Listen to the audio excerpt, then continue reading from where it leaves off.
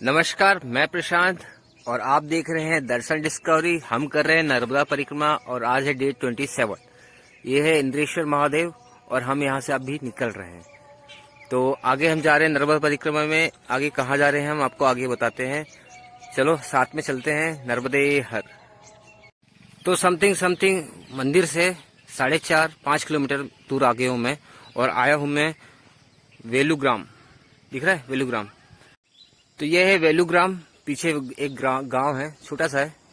मैं ये कच्चा रास्ता पकड़ के मां नर्मदा के तट पे जा रहा हूँ। दर्शन करके आते हैं, फिर आगे बढ़ेंगे।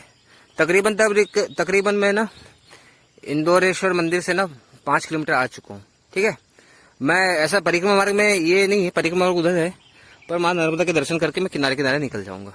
अकेला हूँ तो कोई दिक्कत नहीं, मेरे को अब किसी के पीछे नहीं जाना है। कहाँ जाना है मैं खुद डिसाइड कर लूंगा। वैसे मैं शुरू से डिसाइड करना चाहता अकेले, लेकिन कई कंपनी मिली तो फिर ज्वाइन कर ही लिया मैंने। अब मजा आ रहा है अकेले में। चले आगे नमाज के दर्शन करते हैं। नर्मदे हर। तो मैं अभी मां नर्मदा के सामने हूँ और चारों तरफ इधर इस साइड पूरा नर्मदा नदी का तट है। तट तो नहीं कह सकते, यहाँ पूरी कच्ची मिट्टी है, दलदल टाइप की थोड़ी सी है, बट कहा जाए तो अच्छा है। कोई नहीं है, मैं ही हूँ। और एक बार बताऊं, अकेले परिक्रमा करने का यही मजा है। आप अपने मतलब आपको किसी का इंतजार नहीं करने के लिए पीछे रुकना नहीं पड़ता। किसी के आगे जाने के लिए मतलब कोई आगे चले गया तो उसको फॉलो पीछा करने के लिए मतलब उसको क्या कहते हैं, टाइमिंग मैच करने के लिए आपको तेज नहीं चलना पड़ता। बहुत सारी चीजें हैं। अकेले में बहुत मजे है भाई। परिक्रमा करना तो अकेले करो। मिलते हैं साथ ही बिछड़ेंगे, कोई दिक्कत नहीं है। आपकी मानसिकता ऐसी होनी चाहिए कि आपके साथ मां नर्मदा है, बस वही है आपके साथ। ठीक है, बहुत प्यारी जगह है। अब मैं यहाँ से आया हूँ, सामने से जो रास्ता दिख रहा है आपको, ये वाला, यहाँ से आया हूँ मैं। साइड जाऊंगा, वो ज़्यादा बेस्ट लगेगा। वो शायद ऊपर एक रास्ता जा रही है, उसमें मिक्स हो जाऊंगा। परिक्रमा मार्ग में मैं उधर का छोड़ के इसलिए आया क्योंकि मैं तट के किनारे चलना चाह रहा था, इच्छा थी मेरी। तो चलें आगे। नर्मदे हर। तो आप केले की खेती देख के समझ गए होंगे कि इसके पीछे मां नर्मदा है, घाट है। और हम इस रास्ते से आए। ये बैक है, फ्रंट ये रहा। और हमें जाना एक आश्रम में है, हम बताते कहाँ जा रहे हैं। आगे चलते हैं। नर्मदे हर। तो भैया रास्ते में मिली हमें एक नदी, नाम तो मुझे पता नहीं है, लेकिन ये सीधा मां नर्मदा के संगम में जा रही, मतलब संगम हो रहा है। मां नर्मदा सामने ही है, थोड़ी दूर पे ये नदी है। देख लो कितनी सारी नदियों का संगम मां नर्मदा में हो जाता है। हमारा रास्ता ये है, आगे जाएंगे। ये बैग था और हम अकेले हैं। ठीक है, तो आगे से हम चलेंगे। आगे कहाँ पहुंचते हैं हम उसके बारे में बाद में बताएंगे। नर्मदे हर। तो मैं यहाँ से आया हूँ, बैक है ये, और ये रास्ता है। लेकिन ये देखो यहाँ पे क्या लिखा हुआ है। यहाँ पे लिखा है ये है गुप्त गोदावरी जाने का पक्का रास्ता 3 किलोमीटर, और ये है मणिनागेश्वर जाने का 1.5 किलोमीटर। तो हमको कच्चे रास्ते से जाएंगे क्योंकि उधर मां नर्मदा भी मिल सकती है। तो वहां के दर्शन करते हैं, आगे बढ़ते हैं यहाँ से। नर्मदे हर। तो ये बैक रहा जहां से आपको बोर्ड दिखाया था, वहीं से रास्ते सीधे सीधे आने का। और ये है गुप्त गोदावरी धाम, सिद्धेश्वर महादेव। इधर जाना है मुझे, गुप्त गोदावरी। चलें आगे दर्शन करेंगे। नर्मदे हर। तो मैं पहुंच चुका हूँ गुप्त गोदावरी। ये मंदिर है माता का, अभी बन रहा है। और ये है मुख, मैं आपको दिखा देता हूँ अच्छे से करीब से। ये वाघ मुख है, करीब से देख लेना आप। फिर कहानी की तरफ चलूंगा मैं। देख लो यहाँ से पानी आ रहा है। और ये सेकंड वाला है गौभुज, ये भी देख लो। ठीक है, और यहाँ पे त्र्यंबकेश्वर महादेव। त्र्यंबकेश्वर क्यों है वो भी बताऊंगा मैं आपको। और आगे है वो मंदिर, कहाँ गया वो है सिद्धेश्वर महादेव। अब मैं यहाँ के दर्शन कराता हूँ आपको, देखो पहले। ये त्र्यंबकेश्वर सेम आपने नासिक में देखा होगा, नासिक गए होंगे तो देखा होगा, सेम वैसी है। ब्रह्मा विष्णु महेश की पिंडी में। देखो कितना प्यारा कमल है यार, किसने चढ़ाया प्रभु। जय शिव। तुम्हें बैठने दो यार, बहुत चल दिया आज। तो मैं कमल हटा रहा हूँ, फिर बाद में रख दूंगा। ये देखो, ठीक है, 3 शिवलिंग 1 2 3 ब्रह्मा विष्णु महेश। अब कमल रख देते हैं। कमल का साइज देख लो भैया, कमल का साइज देखो, जिसने भी चढ़ाया प्रभु है वो भी। तो ये त्र्यंबकेश्वर, और इसके दर्शन करो, फिर मैं आगे आपको सिद्धेश्वर के लिए चलता हूँ, फिर कहानी की तरफ ले चलूंगा। नर्मदे हर। तो यहाँ का इतिहास ये है, ये सिद्धेश्वर महादेव है। जी, एक राजा का नाम था सिद्धेश्वर। तो वो राजा थे, उन्हें हो गई थी कोढ़ की बीमारी। तो उन्होंने एक मन्नत मांगी थी कि कहा कि अगर मैं ठीक हो जाऊंगा तो गोदावरी में जाऊंगा, त्र्यंबकेश्वर के दर्शन करूंगा। तो ऐसा हुआ कि उनके कोढ़ वोढ़ ठीक तो हो गए, ठीक नहीं हुए तो मतलब सॉरी। तो उन्होंने उस समय क्या होता था कि वो घोड़े हाथी से निकलते थे। तो राजा रानी भी निकले और नासिक की तरफ, नासिक यहाँ से 700 किलोमीटर पड़ता है। तो वहाँ पे गोदावरी है और वहाँ नासिक के त्र्यंबकेश्वर आपने देखा भी होगा। तो वो राजा यहाँ से यहाँ तक पहुंचे और उनके हाथ पैर में खून वून टाइप का हो गया, मतलब थक गए थे, कुछ खरोच वरोच खून वून कोढ़ हो गया था। तो उन्होंने रानी को आदेश दिया कि वो त्र्यंबकेश्वर जाए और गोदावरी में स्नान करे, बाकी जो मन्नत मांगे थे वो पूरी करे, क्योंकि वो आगे चल नहीं पा रहे थे। तो उन्होंने यहाँ पे रुक गए थे वो, ठीक है।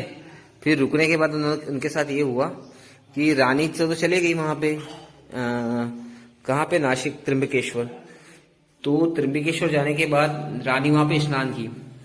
रानी ने स्नान की तो उनका जो कान का होता ना, लेडी से पहनती है कान में बाली वैसा, तो वो उनकी वहां पे गिर गई गोदावरी में, वहां पे ना त्र्यंबकेश्वर में। तो फिर यहाँ पे स्वप्न में राजा को, जब यहाँ पे थे तो स्वप्न में राजा को आया कि तुम्हारे रोग सुख दो ठीक हो जाएंगे करके, आप यहाँ पे सामने में जो मुख है ना, यहाँ से पानी गिर रहा है, वहां पे स्नान करो। तो वो जब जैसे राजा स्नान कर रहे थे तो रानी का कुंडल जो कान में पहना हुआ था वो उनको यहाँ पे मिला, 700 किलोमीटर दूर यहाँ पे, वो मुख के पास, मुख में मतलब वो नहाते हुए इनके हाथ में आया।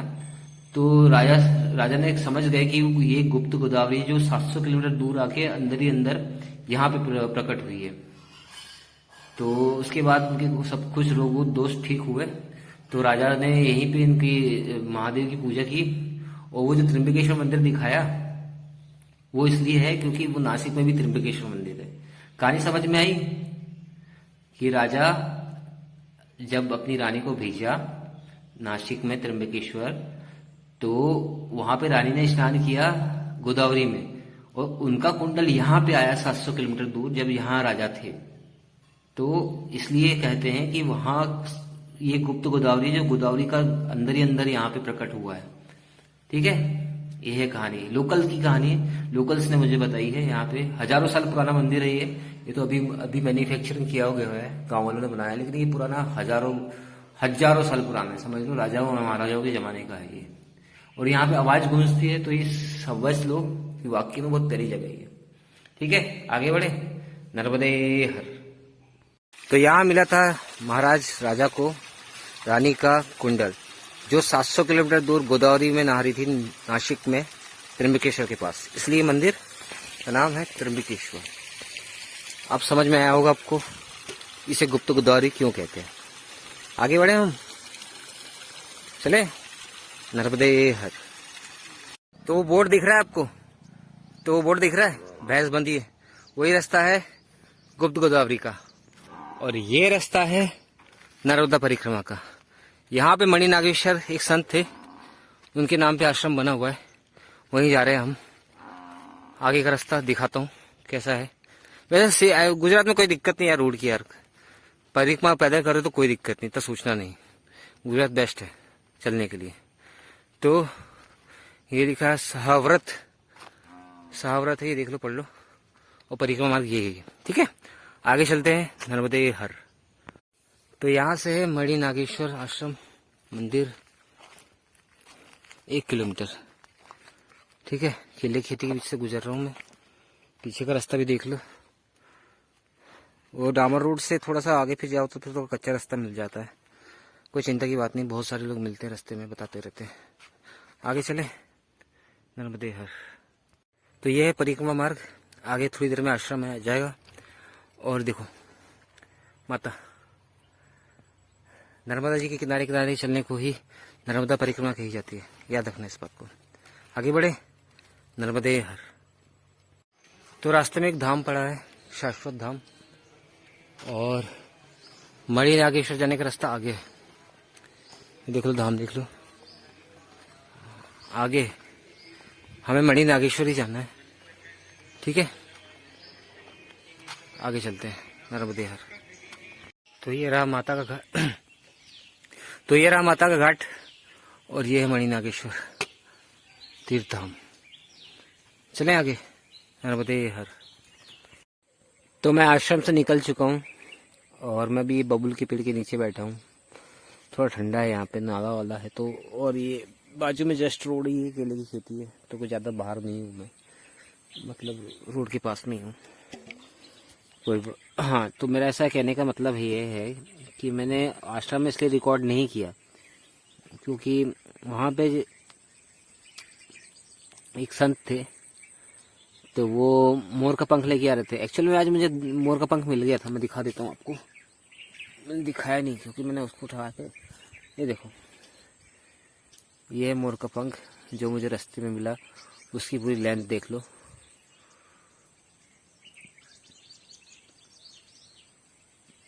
देख ली। हाँ, तो ये मेरे को मिला था कहाँ पे, जंगल में, जहाँ से मैं आ रहा था परिक्रमा मार्ग में ही मिला था, कहीं बाहर नहीं मिला था। फिर मैं जैसे जैसे आश्रम गया, ऊपर चढ़ा, तो वहाँ पे एक महाराज थे, उनके हाथ में भी मोर का पंख निकल गया। अब उनका मोर का पंख उन्होंने मेरे को खुशी से दे दिया, और ये है वो मोर का पंख। इसमें वो गोल वाला राउंड तो नहीं बनाया, लेकिन ये चमकता धूप में बहुत प्यारा है। अभी छाँव में बैठा हूँ ना, इसलिए नहीं चमक रहा होगा, तो बहुत प्यारा चमक रहा है धूप में, ठीक है। ये हो गया तो ना, अब मैं आपको मेन बात बताता हूँ। तो वहाँ पे ऐसा हुआ कि महाराज ने मुझे खाने भी बिठाला। मैं लेट हो गया था, मतलब मैं 1 बजे पहुँचा था वहाँ पे आश्रम। तो उन्होंने मेरी लोकेशन पूछी, कहाँ से हो, तो मैंने लोकेशन बताई। तो वो और खुश हो गए क्योंकि वो मेरी लोकेशन पे आए हैं, मैं यहाँ में रहता हूँ। तो उन्होंने पूछा आसपास के, तो फिर खाने के लिए मेरे को बिठाला। और भाई खाने के लिए बिठाला है क्या किया मेरे साथ पता नहीं, मेरे को इतने बड़े कटोरे में खीर दे दी, 4 लोग खा ले उसमें, तब भी ख़त्म ना हो, मेरे को अकेले को खानी पड़ी भाई। और रोटी चावल सब्जी मैं रिकॉर्ड नहीं कर पाया क्योंकि मेरे सामने बैठे थे, बातें करते जा रहे थे मुझसे। मैंने बोला कोई मिसबिहेव ना करूं, इसलिए मैंने मोबाइल को मैंने रखा साइड में और बातें करता रहा उनसे। फिर वो खीर मैंने कैसे ख़त्म करी भाई मैं खुद जानता हूँ। वो मुझे रोक रहे थे कि बोल रहे थे कि आज पूर्णिमा है, रुक जाओ। तो मैं, पता है मैं क्या सोचा, अगर मैं रुक जाऊंगा ना तो रात को भी मेरे को ऐसे ही खाना खिलाएंगे तो मेरा पेट फट जाएगा। सच में यार, बहुत खाना खा लिया हूँ मैंने ना इतनी खीर कभी जिंदगी में नहीं खाई है जितनी खीर मेरे को एक टाइम में खिला दी इनने। और बहुत हैवी खाना हो गया, घी की रोटी वगैरह सब्जी। मैं खाने की तारीफ तो कर रही हूँ, लेकिन महाराज की भी तारीफ इसलिए कर रहा हूँ क्योंकि वो, हाँ, महाराज थे, उनकी आवाज़ में बहुत कड़क आवाज़ थी। वो कड़क आवाज़ में इसलिए पहचान गया, जो जब तप करता है ना, जो ज़्यादा जब करता है ना, उसकी वाणी ना बहुत कड़क हो जाती है, सिद्ध टाइप की हो जाती है। वो आपकी स्पिरिट को कंट्रोल कर सकते हैं इतनी, अगर वो कह देना कोई कमांड दे दे तो आपकी स्पिरिट, आपकी अंतरात्मा कंट्रोल होती है। वैसी वो उनकी पावर थी। तो मैं भी कंट्रोल हो गया और चुपचाप जो दिए वो खाने लगा। तो भाई हालत ख़राब हो गया। ये वो नागमणि आश्रम जो है ना, जो भी कुछ भी कहो, खाने के मामले में कमी नहीं करते उन लोग। और मैं तो थक गया रे भाई खाते खाते। मैं लाइफ में इतनी खीर नहीं खाया हूँ, घर में तो खीर तो छूता ही नहीं, बस थोड़ी कभी एक हाथ दे दी मम्मी ने पूजा करके, बरंगी त्यौहार में तो ठीक है, तो खीर का कोई शौक नहीं। लेकिन यहाँ पे इतना खीर खाया हूँ मैंने। आज पूर्णिमा थी इसलिए बनाए होंगे। मैं छाँव में इसलिए बैठा हूँ क्योंकि मैं आश्रम में नहीं, आश्रम से मैं बहुत जल्दी निकल गया। मैंने बोला अगर महाराज ने एक बार बोले कि रुक जाओ तो 2 बार हो जाएगा, फिर तीसरी बार अगर बोले तो मैं काटूंगा नहीं बात को। और पूर्णिमा कर रहे थे तो मैं समझा कि भैया मेरे को थोड़ा आगे चलना है। मतलब बहुत दिन से चला नहीं हो, कल परसों से बहुत ज़्यादा रुक रहा हूँ मैं, चल ही नहीं रहा हूँ मैं। आज देखता हूँ कहाँ चाहता हूँ। तो आश्रम से मैं निकल चुका हूँ, थोड़ी देर यहाँ बैठा हूँ, फिर इसके बाद मैं चलता हूँ। आगे का सफ़र मैं आपको बताता हूँ कैसा क्या है। तब तक के लिए नर्मदे हर। तो हम पीछे आश्रम से आ रहे हैं, ये बैग था और ये देखो गुलाब की खेती, गुलाब तोड़े जा रहे हैं, रेड रोज। हम तकरीबन इंदौरेश्वर से 15-16 समथिंग आ गए हैं और अभी हम जा रहे हैं भालोद। भालोद है यहाँ से 2.5-3 किलोमीटर। और आज का पड़ाव भालोद में रुकेंगे क्योंकि वो थोड़ा बड़ा है, तो वहीं चलेंगे। रेड रोज देख लिए, रेड रोज है, ठीक है। आगे चलते हैं नर्मदे हर। तो हम लोग पहुंचे हैं श्री मोक्षनाथ महादेव, बालोद। बालोद नर्मदा नदी के तट पे बसा एक गांव है। आपको रास्ते में मिलेगा, परिक्रमा वासियों को दिक्कत नहीं होगी, रास्ते में हर जगह इसके बोर्ड लगे हुए हैं।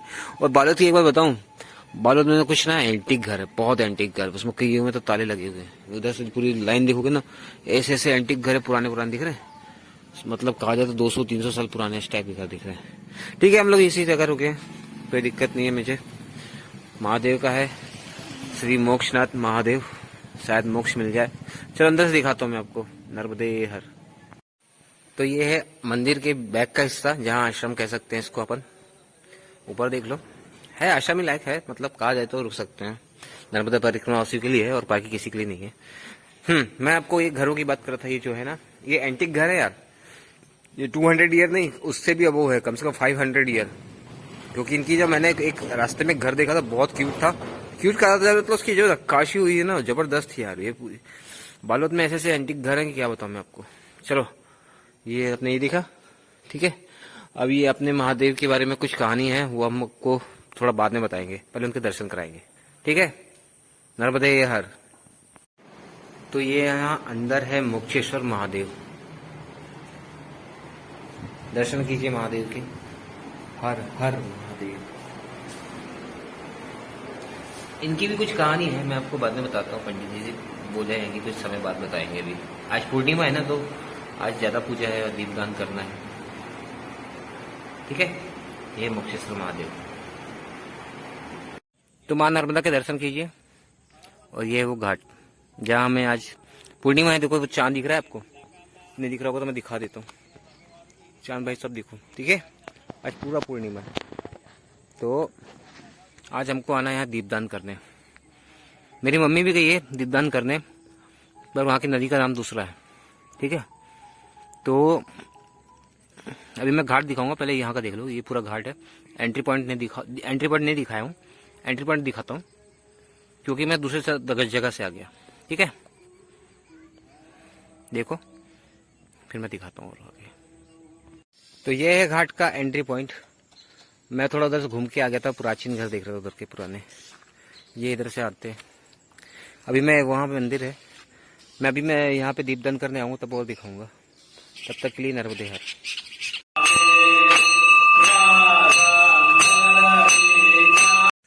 तो मैं घाट में आया हूँ, एक कुत्ते के अलावा यहाँ पे कोई नहीं है।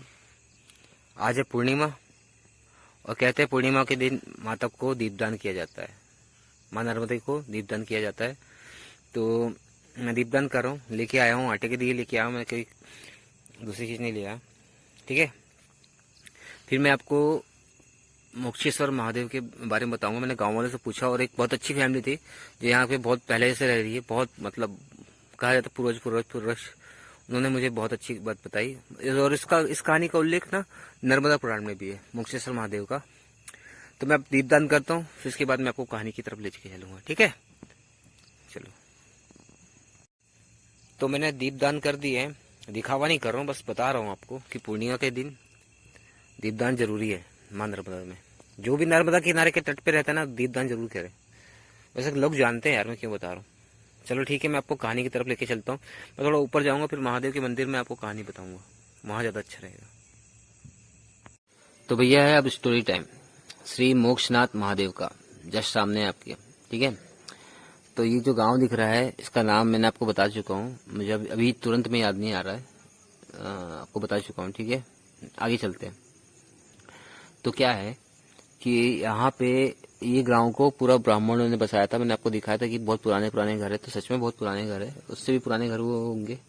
तो ये कहानी है हजारों साल पहले की। ये गांव को बसाया गया था ब्राह्मणों के द्वारा, ठीक है। तो उनमें से एक ब्राह्मण को सपना आता था कि महादेव का सपना आता था कि बोलते थे, महादेव के सपने में आके कहते थे कि मैं शमशान में हूँ, मुझे निकालो यहाँ से। बहुत बार सपना आता था। तो वो ब्राह्मण कुछ गाँव वालों को लेके उस जगह गया। जगह भी बताते थे भोलेनाथ कि मैं यहाँ पे हूँ, यहाँ पे हूँ। तो उन्होंने उस जगह को खोदा, तो वहाँ उन्हें शिवलिंग मिला। लेकिन उन्होंने खोदते खोदते गलती कर दी, सब्बल मार दी शिवलिंग पे। तो उसमें स्क्रैचेस आ गए। स्क्रैच आए लेकिन उसमें साथ ब्लड भी आया, खून निकलने लगा। तो लोग चमत्कार समझने लगे। तो सच में चमत्कार था। तो वो उसको निकाल के शमशान से निकाल के यहाँ पे लाए। ब्लड फिर कम हुआ उनका। फिर इनको सामने ये मंदिर दिख रहा है ना, वहाँ पे स्थापित किया गया। और तब से हजारों साल से यहाँ पूजा होती है श्री मोक्षनाथ महादेव की। ये कहानी 2-3 लोगों से पूछा मैंने, तो उन लोग जानते हैं। तो बताया कुछ जानते हैं। लेकिन वो सामने जो घर दिख रहा है, जहाँ कार खड़ी हुई है, मैं थोड़ा जूम कर देता हूँ। वो जो घर दिख रहा है, ये कार खड़ी है, वो घर कभी आओ तो वो देख लेना। तो उन्होंने मुझे ये पूरी कहानी बताई अच्छे से, और बोले कि इसका पूरा उल्लेख नर्मदा पुराण में। तो नर्मदा पुराण तो मेरे पास है ही नहीं। तो फिर लेकिन कहानी तो मुझे पता चल गई है। हजारों साल पुराना मंदिर है और साक्षात शमशान से महादेव ने आए हैं, तो इसलिए उनका नाम मोक्षनाथ महादेव है। आज पूर्णिमा का दिन है। चांद देख रहे हो, तारों के बीच, मतलब 2 वायरों के बीच में चांद है, पूरा चांद है। और सामने मोक्षनाथ महादेव मंदिर है। तो आज का वीडियो नंबर 27 था। मैं प्रशांत हूँ और आप देख रहे हैं दर्शन डिस्कवरी। अगला वीडियो में आपको बताऊंगा कल होगा 28 का वीडियो नंबर। और हम कल जहाँ निकलेंगे वहीं का बताऊंगा, क्योंकि प्री प्लान नहीं कर सकता मैं। प्री प्लान करूंगा, फ्यूचर प्लानिंग करूंगा, तो माता उस प्लान को पूरा तोड़ मड़ोड़ के अलग अपना प्लान लेके आ जाएगी। तो ठीक है, आज के लिए इतना ही। नर्मदे हर। आपको अगर ये वीडियो पसंद आए तो बताएं मुझे कमेंट करके, ठीक है। नर्मदे हर। तो सोने जाने के पहले मैंने ये जो मुझे परेशान कर रहे थे, इन्हें बिस्किट खिला दिए। बहुत प्यारे बच्चे लगे मेरे को, ठीक है। नर्मदे हर। खुश रहो, स्वस्थ रहो, मस्त रहो, जीवन में खूब तरक्की करो और आपके घर धन से संपूर्ण रहे। नर्मदे हर।